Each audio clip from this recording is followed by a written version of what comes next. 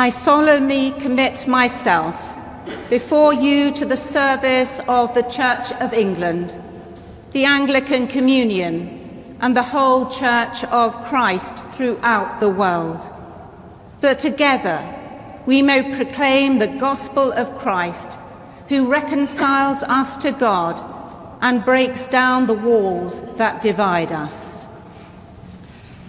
Let us greet our newly installed Archbishop.